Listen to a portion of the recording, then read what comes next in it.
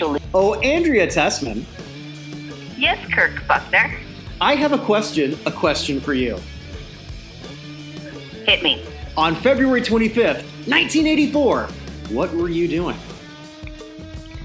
I was probably bundled up in a toddler's snowsuit and playing around in the snow somewhere. I'm picturing it very similar to the young child in A Christmas Story that keeps falling over in the snow. I'm going to say that's what I was doing. That's very angelic. and kind of a false misrepresentation of the Andrea Tessman I know, but that's okay. I was 3. Come on. Okay, well, the one, but still the one I know. I'll leave it at that. Well, what I was doing, I would have been 11, and I was probably listening to the song that we're going to be talking about. But around the world at that point in time, we were 3 days away from Pierre Elliott Trudeau retiring from politics. It must have affected his son so much that he started dressing up in wonderful costumes around the world.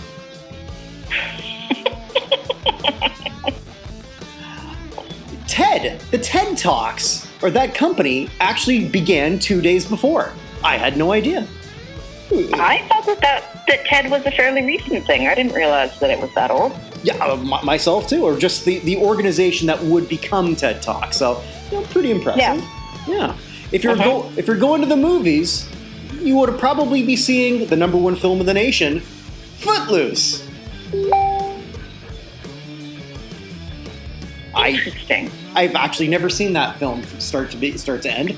I only like the tractor scene. That's it. Yeah, I don't want to see it about a guy dancing, which kind of gets to our comments later.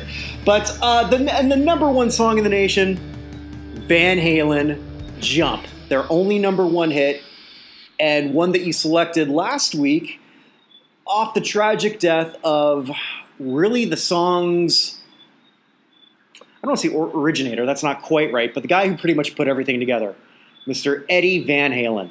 And we're going to be talking quite a bit about him today. But before we get there, do you know that we have comments? I did not know we have comments. We have comments. What would the comments be? All right, well, we've got one on our Sinead O'Connor. That one is actually a link to when Ireland allowed divorce, sort of talking about how Sinead's parents couldn't get divorced and stuff like that. So apparently that took place in 1995. So somebody decided that they would link to that. So that was sort of nice. And the other one, new information. Yeah, and the other one is actually somebody. You've got a fan here, and it says here, it's directed to me actually. Kirk, Andrea turned me on to listening to How the Hell, and I was enjoying it until this episode, specifically at 32 minutes in, where you say you don't like musicals. I'm not mad, Kirk. I'm just disappointed. You told me that would happen. Yes. That is coming from someone who is very much into, like, carpool karaoke and singing along to tunes. So, yeah, I think you may have disappointed him a little bit. Well, I'll disappoint him again. I've never seen Footloose. It's a musical, kind of. I've never seen it from beginning to end. Once they start dancing and sort of, like, saving the town, I don't care. How Kirk makes friends and influences people. A new film by Roger Corman. Especially considering Kevin Bacon was already 7 years removed from playing a college person in Animal House. Yeah, that's true. Oh, that could be a whole separate show about practically middle-aged actors playing teenagers. Like the entire cast of Glee. Which you've probably also never seen since you don't like musicals. No, I didn't. I think Pauline watched the first few episodes of that, and that was before we sort of had she watches her thing and I watch mine, but we still do it together. So I would graciously give away the TV, and she would get mad because I'd say, like, there's no fucking way that these football players are joining the Glee Club. It's not happening. And sure enough, look what happened. One's dead, and the other one's in child porn jail. Oh, I didn't hear about that one. Yeah, the guy who with the mohawk. Why I know this, I don't know, but I just pay attention to this sort of shit. I guess that's a TMZ thing. My high school was actually, we had the star quarterback also starred in our musical. Mm. So is he either dead or in jail for child porn? I don't believe either. Don't know where he is. Don't really care. Wait a minute, they're both dead. He killed himself, that other guy. Oh, jeez. I guess I would too. If that's something that I got caught doing. Kitty porn's kind of something you can't come back from. No, it really isn't. And I don't know how to segue from that to Eddie Van Halen. if we were doing a Who song, that would be different. Because you heard what Pete Townsend did, but yeah. Yeah. So go moving on from that. This is probably the most important band that we've ever tackled. It might be the most important one we'll ever do. I don't know that that's going to be the case. We've got their only number one song, but this isn't their first hit. But in theory, it was actually their first top 10. Not theory, it was their first top 10 hit. For me, at age 11, in that preteen, and then even through my teen years, sort of like going back and rediscovering Van Halen. Van Halen was, I don't want to say every favorite of every boy my age, but pretty much a lot of us. Mm-hmm. You know, every one of us could draw that VH logo. For me, Jump, even though I was only 11 when that came out, I was certainly very much aware of that. I think that's the one benefit of having a brother about 8 years older, is you learn a little bit beyond what you should know musically. Mm-hmm. And this was their sixth album, but so many great songs came before that. Before we go into Jump, do you have a favorite? Their debut album was very good. Do I have a favorite Van Halen song? Yeah. Oh, I don't know. And I've got a billion of them going through my head because I've been listening to pretty much nonstop Van Halen for a few days. Mm-hmm. Not bad homework, huh? It really isn't bad. And I forgot how much I really enjoy Van Halen. And they got different reasons. I mean, some of them sound pretty similar, but I gotta say, Jump is definitely one of them because any party DJ that, at any wedding, if you hear that, low synth bass and then the do, and it's everybody's up dancing. It's just kind of a classic. I really like the drum line in Hot for Teacher. Mm-hmm. It's just fun. The whole song is goofy and fun. And maybe, I don't know. I mean, Eruption's cool. I can't say it's one of my favorites, but it's just technically phenomenal. I don't know. Yeah, so for me, this my favorite one ever that they ever did. It's sort of a two-way tie. Ain't Talking About Love and Cradle Will Rock. Also, Unchained is right up there with me. So the songs they had before this album, their cover of You Really Got Me, Running with the Devil, Ain't Talking About Love, Janie's Crying, Dance the Night Away, Beautiful Girls, So This Is Love. Oh, yeah. Oh Pretty Woman. Their very unique video, and I think we'll touch more on that. Dancing in the Street, a much better version than Mick Jagger would do later with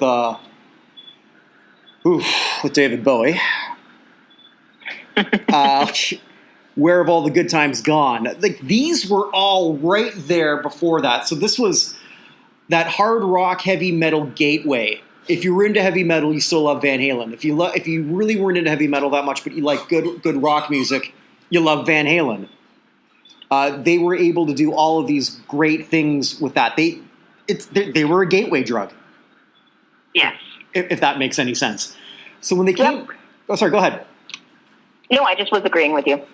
So when 1984 came out, this was, I guess, the next progression. Eddie really took everything over And I didn't even realize like what a great keyboard player he was. I never even thought about him in the keyboards. I don't think anyone really does first. No, you think about him being a virtuoso guitar player, but he was classically trained as a pianist before he took up guitar. Except, did you see that he never actually learned to read or write music? Yeah, I did notice that.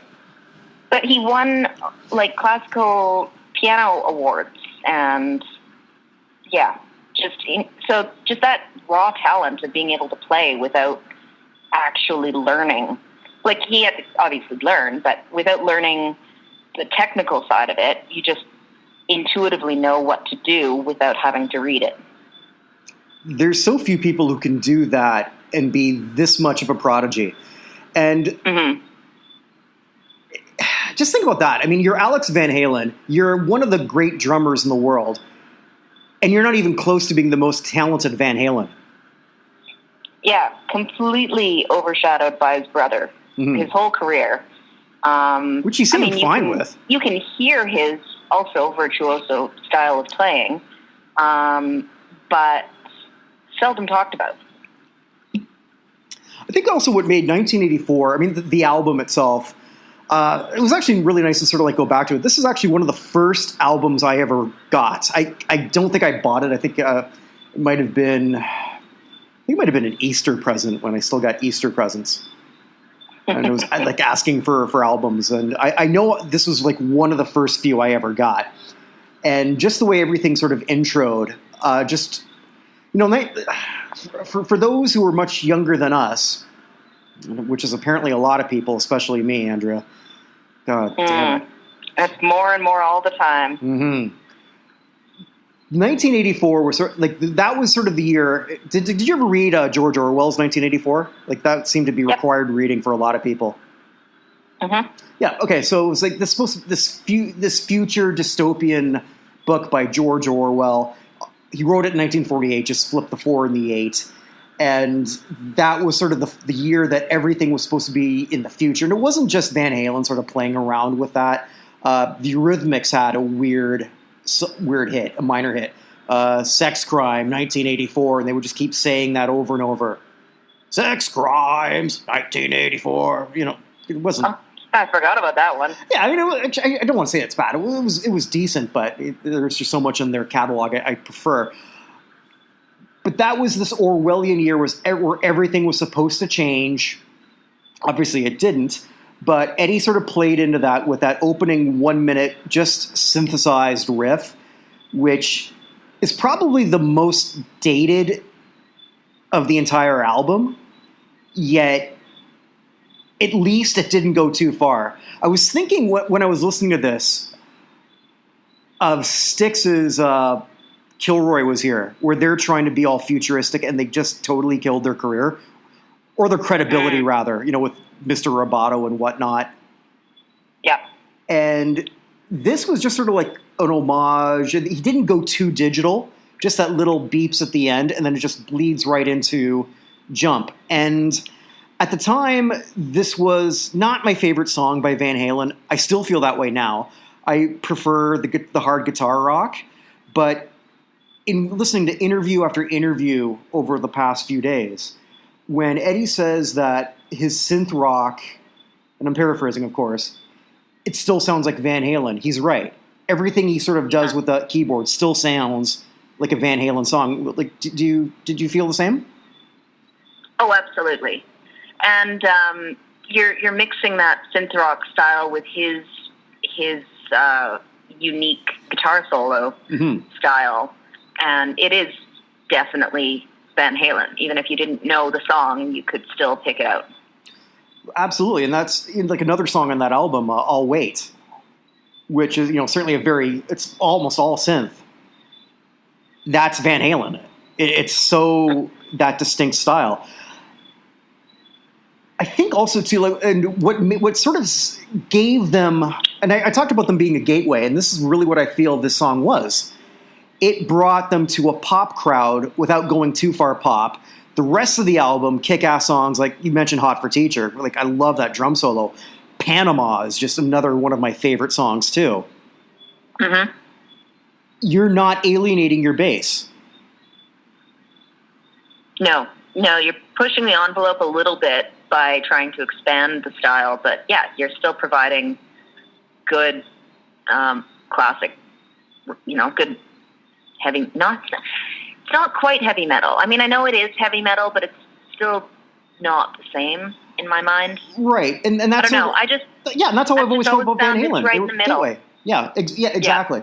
Because they like a lot of their songs certainly push that boundary. They really are. I mean, they're not going to be confused with Iron Maiden or anything like that, but you'd put them on the same mixtape. Yeah. And yeah, just Jump is. I can see why it sort of stood, even though it is slightly dated, but it's perfect for that time frame. It's near perfect. So this vaults Van Halen into the stratosphere, playing much bigger venues than they already were before. And I'm guessing from like everything that I'm watching there before, and I'm trying to remember how I was feeling at the time. So it would have been 13 when David Lee Roth leaves the band. And my first thought was Van Halen's screwed. Mm-hmm. Boy, did I get that one wrong.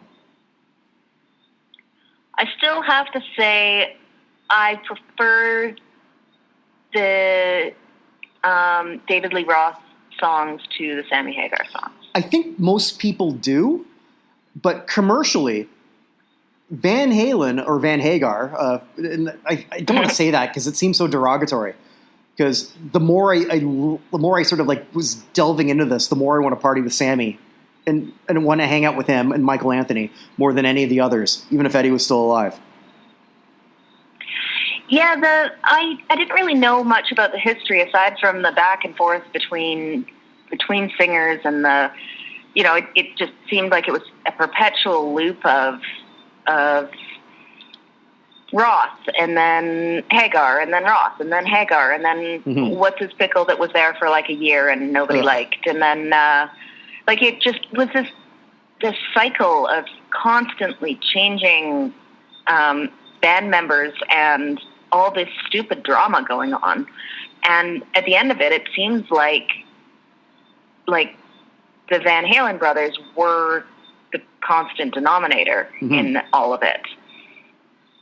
Yeah, they definitely were. And I think sort of like going back to that 84 time period, 84 to 85, 86, before he left the band, because I had this wrong in my head. For some reason I thought he left the band and then he put out a solo album. It was actually the opposite. He put out a solo album first and then he left the band.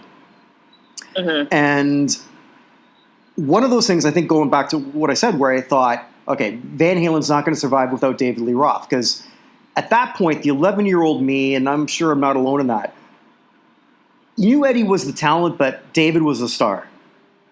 You wanted to be David. That's the whole point. Right, and he just seemed like he had the world by the balls, and he pretty much did. Yet, without Van Halen, and I mean specifically, I guess Eddie, sort of reining him in, he goes from cool to goof, from 0 to 60. Mm-hmm. And I'm trying to again remember exactly how I felt the first time he put out his first solo song, and it was Just a Gigolo, and it's like, what the hell is this? People know the part I'm playing. Paid for every dance, selling each romance. Yeah. But can you do the cheesy schmaltzy? What? Can you do the homila bibila zibila bibila? I can't even remember it right now. All right. Let me try. Homila bibila hibila bop. That's about as far as I can get. Yeah, exactly. Yeah, and it was such a departure. The video was actually pretty funny. I mean, again, very dated because he's making fun of a lot of the pop stars of the day. But this is, I think the opening part where he's doing his little bit where he's saying, now if I were to do a rock video, it would go something like this. Dun, dun. And then it's basically David Lee Roth saying, this is who I am and this is what I'm going to be. rather than the anomaly, what we all should have known is this is who he was. A cheesy goofball who likes a lot of old music. Mm-hmm. That's who he was. I mean, like, looking back, like, I always wondered, like, why was Ice Cream Man on this? Well, I guess David Lee Roth wanted a cover. That in one of the old albums. That's got to be completely him. He loves these old jump blues standards that I've actually gotten really into myself over the last couple years. But at the time, I was like, what are you doing? You just That's go. a lot of the type of music that my dad would listen to was the old blues, jazz, crooner. Not really crooner, but like, the schmaltzy, cheesy stuff. It's fun. But it's, I don't know if he would have actually built up the fame to be able to have a career playing that if it wasn't for Van Halen. Zero. If he's not David Lee Roth, no one's paying attention to him at that point in time. Nobody. Mm. But off the will or just off of being who he was in that band, he got a lot of mileage. Put out a couple albums in the 80s that did reasonably well, and then it petered off. Van Halen, however, the group, as I said, like they never had a number one album with David Lee Roth, but they had 4 straight with Sammy. That's crazy. It is. And I mean, I look to myself, I look to people who I know when we used to compare CD collections back when people would do that. I had every Van Halen with Roth album. I never bought one. Because that would have been the prime time, like from like 1990 to 2000. I was buying CDs like crazy. Great investment. Oh, yeah. Yeah, it turned out to be something that holds up really well. Who would have known that the baseball cards I have are worth more than that? Those and Beanie Babies. Yeah, exactly. But and it's not that the Van Hagar era didn't produce some decent music. It did. Sammy Hagar is actually, like, I was watching some of the old concerts. He's got a great voice, one of the best rock and roll voices, like just for singing rock music, like right up there with, and I'm blanking on Paul Rodgers of Bad Company, another one of my favorites, for just a great rock and roll voice. And Eddie did him wrong. He eventually did that wrong. David Lee Roth, God bless him, he tried. He absolutely tried. And then when grunge hit, Van Halen, because of Eddie's talent and Alex's talent, and just Sammy being Sammy, were able to sort of survive and still be successful. Whereas you look at this cartoons were dead. David Lee Roth wasn't doing glam metal. Didn't matter. Nobody wanted to see anyone who's still trying to go pawn off on his looks, especially when he didn't look like him anymore. I think I sent you a message, and I said that on my last show. David Lee Roth now looks like Chris Kattan's older brother.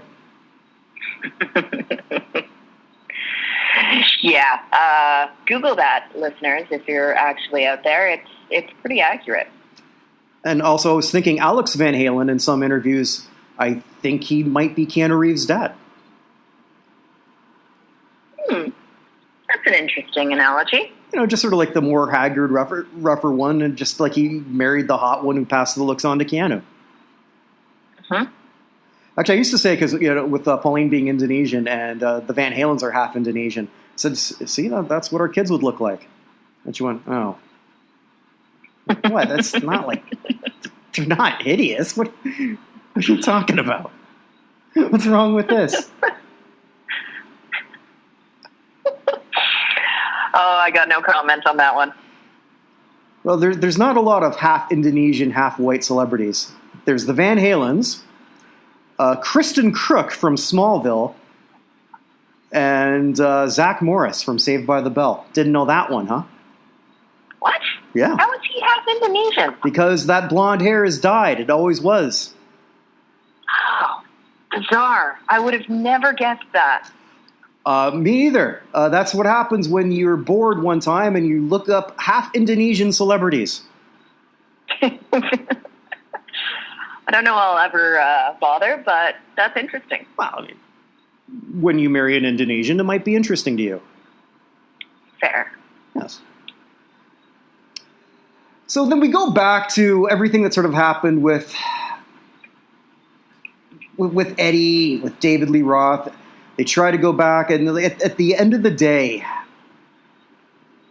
it just seems like other than Michael Anthony and Sammy Hagar, everyone's got something, or Eddie and Alex, everyone's got something bad to say about the other. Yeah. It's like high school bickering teenage girls. Like, they're all talking trash about each other, and nobody seems to get along. So let's play the blame game. Not that we will ever know the exact truth. Let's assign percentages. Mm. All right. So all right, between David Lee Roth and Eddie Van Halen, who's to blame? I'm gonna say Eddie Van Halen. Interesting. You got a percentage? Oh, wait, no. Let me think here. I'm going to say David Lee Roth, but only like 60%. Okay. Because I think that he kind of was enjoying his solo stuff, but then he also didn't really seem to approve of Eddie's solo stuff.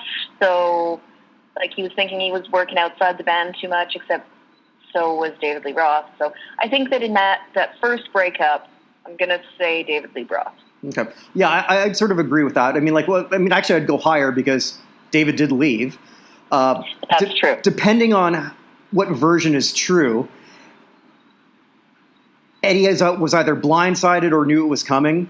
Did you hear, as I was sort of like going through this, because it looked like it was going to be Sammy Hagar all along, and following Eddie's death, there were things that came out where it said that Patti Smythe, not Patti Smith, a big difference between Patti Smith and Patti Smythe. So Patti Smythe was in the running to be she turned them down. They offered it to her. I don't believe it. I don't know. I mean, it could be true. I have no idea, but it's out there. Let me see if there was any citation on... so while you're looking at that, so I'll tell you why I don't believe it. Because that came from her, where she said that she didn't want anyone to know. She didn't want the Sammy to know that Sammy wasn't their first choice. From all the other interviews and all the other sort of like going back through that, Sammy's always been on the radar. Sammy's had a solo career since 1977. After being in a group called Montrose. That was actually one of my uncle's favorite band. That was Montrose from a long, long time ago. So Sammy, again, according to some stories, was even approached as early as 78 by some record company to be or some executive to possibly replace David Lee Roth. Now, I don't know if that's necessarily true, but why I don't necessarily believe this is A, Sammy has always been around that radar for that. B, I think Eddie knew at that point there's no way that a woman was going to successfully front Van Halen. And I know that sounds misogynist. I don't think it would work with their music. No. I just don't. And it's not like I'm saying that you can't have a kick-ass front woman. You absolutely can. And some of my favorite bands are fronted by women. But they didn't have a history of songs that I don't want to see Patti Smythe singing "Come On," like "Running with the Devil." It doesn't work. No, I mean there's a fair bit of misogyny in their songs in some ways. How about "Hot for Teacher"? Well, yeah, I mean it changes everything, and like that's not something that any teenage boy or this 48-year-old man wants to picture her grinding her gears up for that. I know it's a double standard, but it's a double standard, and that's how it is. It would have been different if they would have came out that way, but they didn't. So I'm calling bullshit on that one. If I believe that maybe Eddie told her that, but men have never lied to women to get what they wanted. That's never happened. Never. So yeah, I'm calling horse shit on that one. So, yeah, I kind of agree that the first breakup was well, obviously David wanted to leave. Apparently he also wanted to be a movie star. There was a script floating around loosely based on his life never got anywhere. There was never a David Lee Roth movie, which is just as well because he can't act worth shit. He did a movie that I guess he produced, a little 5-minute blurb. Look this up, people who are listening. David Lee Roth film, and it's a 5-minute thing where he's trying to play a gangster in Japan. Interesting. It's as shitty as it sounds. The only person who I think could have ever gotten anything out of him would have been, who does Fargo? Coen? The Coen brothers? Yes. Okay. Do you ever see Fargo, the TV show? I have not watched it. Okay. You ever see the film The New Guy with DJ Qualls? The guy who's 120 pounds? Yes. Okay. I think so.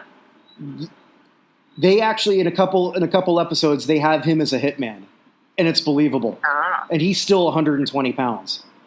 The Coen brothers are probably the only people, maybe them and Tarantino, that could have made David Lee Roth look like a hitman.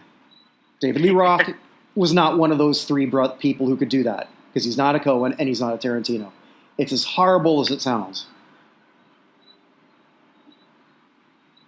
So I get that. Yeah. So second breakup. Now it's a he said. When it was like 96, 97 at the MTV Music Awards, they had fired Sammy. And this one seems to be, okay, so whose fault is this? Sammy or Eddie? I'm going with Eddie on this one. Yeah, me too. And I'm going 100-0. It seems like they were just basically poking at Hagar just to, rewriting his stuff and basically just playing, the boss between the brothers. They were kind of not overreaching, but they were kind of basically we're the stars and you're just here to support us. So, that's the impression I get, is that he left out of frustration more than anything. Right, because they stopped collaborating, and Eddie kind of turned into that asshole that he described David Lee Roth as. Like, there was interviews where Eddie would say, like, David Lee Roth was treating like stagehands, roadies, just terrible. And then you see Sammy saying the same thing about Eddie 12 years later. Yeah. Sometimes we become what we hate. So they tried that brief reunion. David claims that there was something bigger planned. Eddie says that was never in the cards. I'm going to go 60-40 David, because I think he was... David Lee, the more I see of David Lee Roth, the more, again, I still love listening to old Van Halen. I still love watching him do stuff. But I think if I was with him an hour at a party, I'd just okay, I got to go.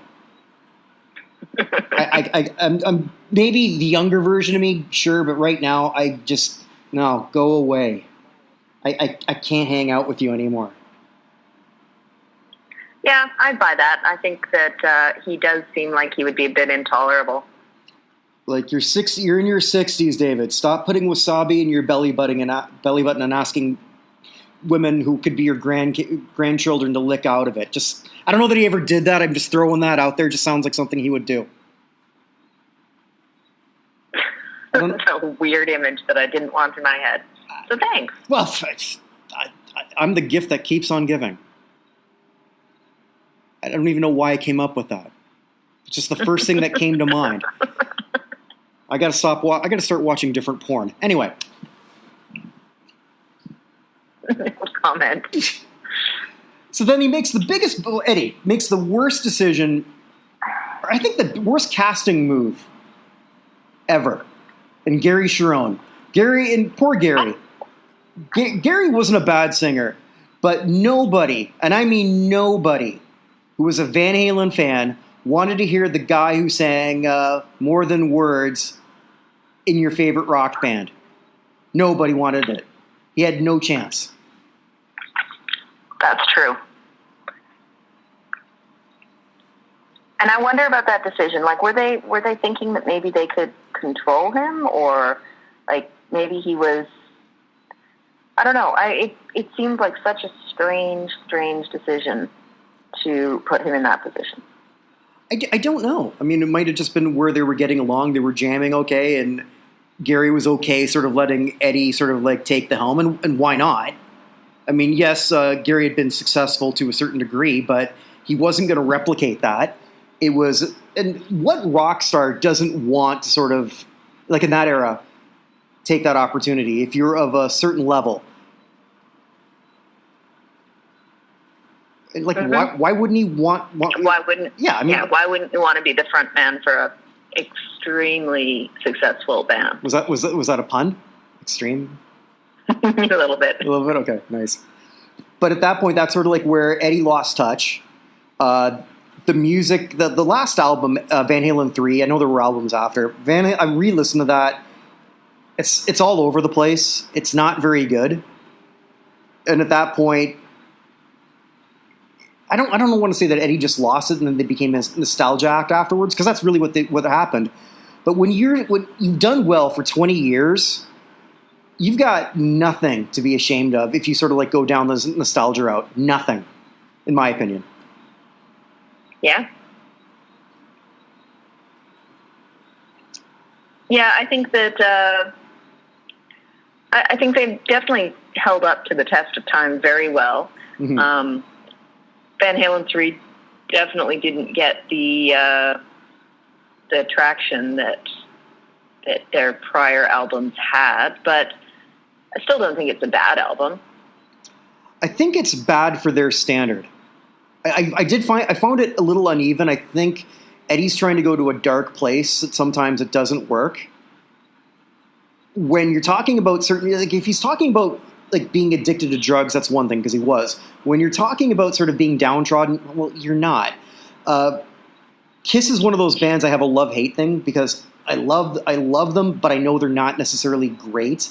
But Paul Stanley had this great. I listened to a Paul Stanley interview where it was like 91, or it was 92, and they were going to put out I forget what album it was called. Doesn't matter.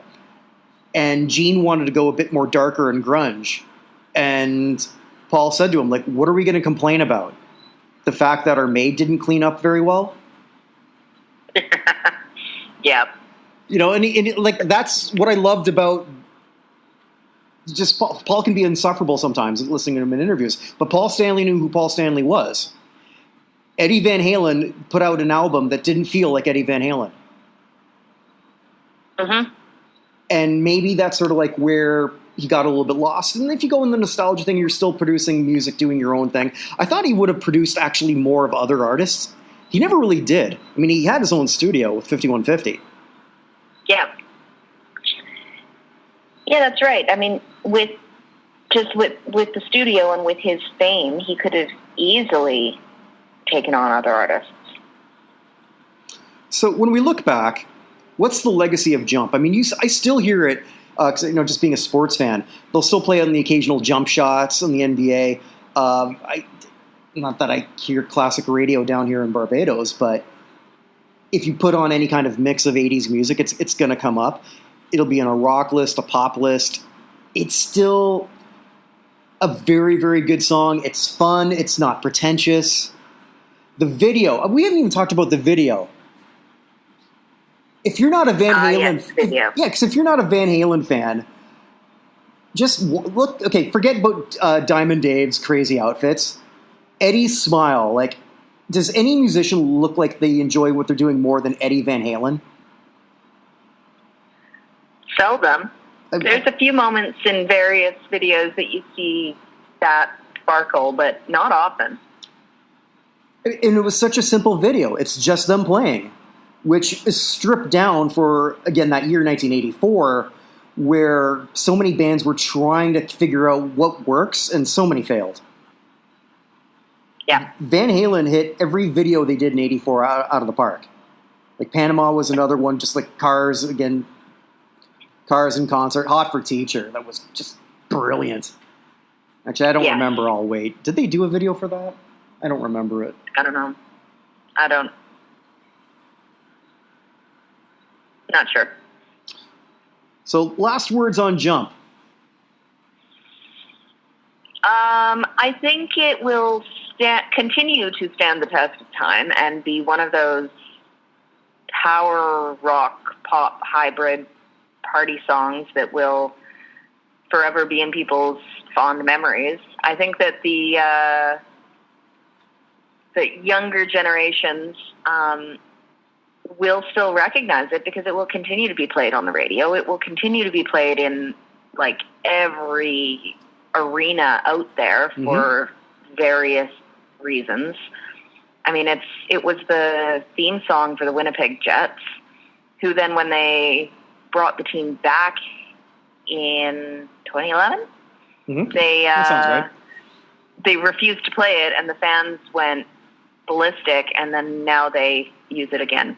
So people just have a love for the song that I think it's because it's upbeat, it's fun, and a ton of sports teams use it for all sorts of things.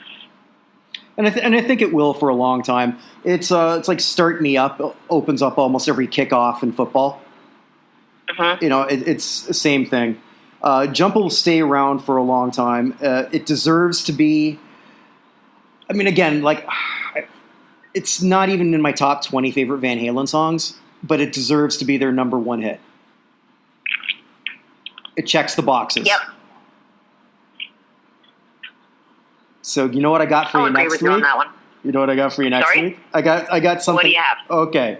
So next week I've got something that does not check the box. Now, this individual. What year are we going to? Okay, we're going 1974. Don't Google. Okay. Don't Google. I'm not. Okay. Don't worry. Okay. All right. We're on the honor system here, Andrea. Now, this one... All right, so we're going back 10 years. We're going back 10 years, and I did that on purpose. I wanted to keep it sort of like within a 10-year thing. I almost went 10 years past that, but I'm going to save that one for later. So we have someone who is successful. This individual is still alive. And this was his third number one hit. His first two number one hits were in the 50s. Oh. And he's a Canadian.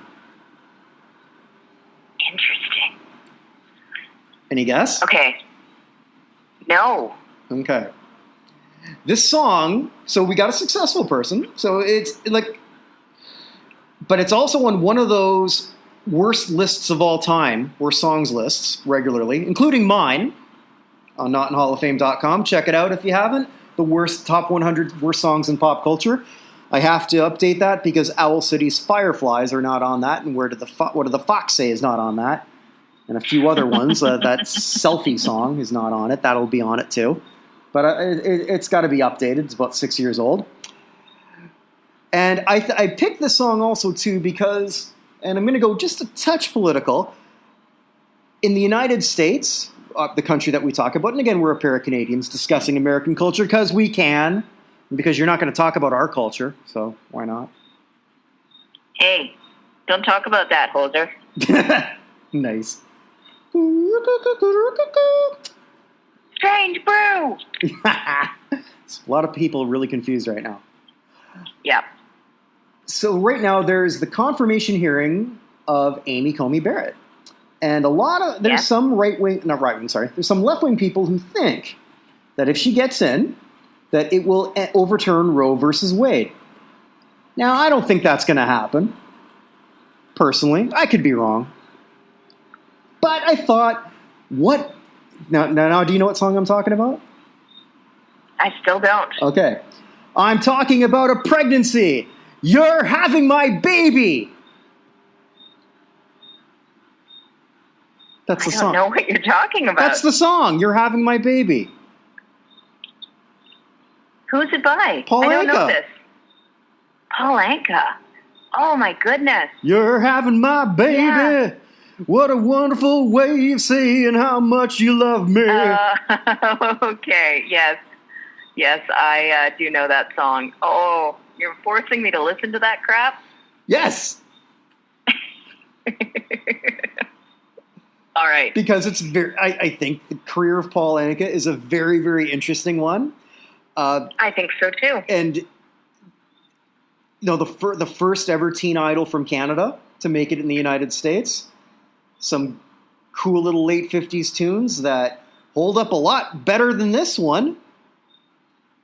And I just love these accidental number ones that people had to be wondering, like, what the hell are we listening to? And maybe, like, we can try to figure out who the hell bought this? Who liked this? Why did they like it? I don't know. I don't know that we ever figured it out with Sergeant Barry Sadler. I think we kind of did. But I don't know. All right. Well, I think we have something to. I don't know if "look forward to" is the right wording, but we can do a dramatic reading of it too. Because you could do the female part. All right. You know, and you didn't have to keep it. I think there's a line there like that, but you did. Oh God. All right. I actually am kind of looking forward to this now. For just for that part alone? Just for that part alone. All right.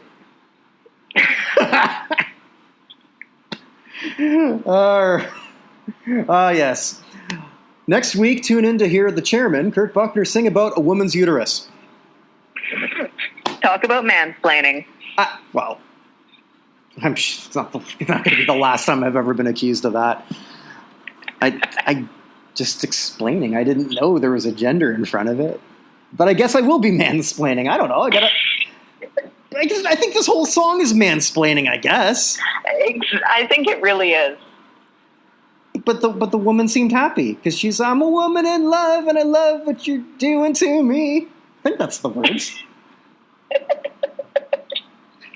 I don't even know. But you're going to. I will. Yes. I got some homework to do. All right. Sounds good. All right. Stay safe, Andrea. Bye, Kirk. Bye. Thank you so much for listening, everyone. Stay safe, and we're going to have a lot more content coming soon from NotInHallOfFame.com.